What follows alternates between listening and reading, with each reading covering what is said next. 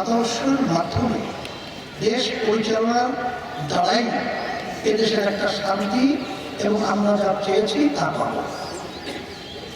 এই লক্ষ্য উদ্দেশ্য নিয়ে যখন আমরা পথ চলতেছিলাম, একটা সারা আলহামদুলিল্লাহ জেগেছিল এবং আমার ভাইরা মা বোনেরা অধীর আগ্রহে তারা দিন রাত্র সময় বলছিল যে তারা সময়টাকে কাজে লাগাবে, কিন্তু এক শ্রেণীর স্বার্থান্বেষী মহল এই সুযোগটাকে ব্ল্যাকমেইল করে আমাদেরকে প্রতারিত করেছে।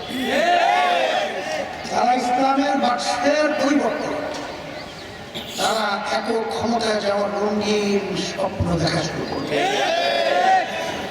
এই রঙিন স্বপ্ন দেখতে গিয়ে আমাদের যে একটা বড় আশা, লক্ষ্য, যে উদ্দেশ্য নিয়ে আমরা মাঠে ময়দানে কাজ করেছিলাম, সেই আশা লক্ষ্য উদ্দেশ্যকে মেলান করে পাকা ধানের ভিতরে মই দিয়ে ধানকে ধ্বংস করে।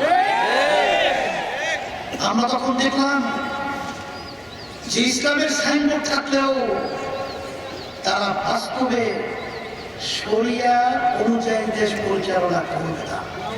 গোপনে গোপনে আমাদের পাশের রাষ্ট্র ভারতের সাথে একবার নয় বহুবার মিটিংয়ের মাধ্যমে আমাদের দেশের মানুষের পরিচয় তীর মেরে আঘাত করেছে।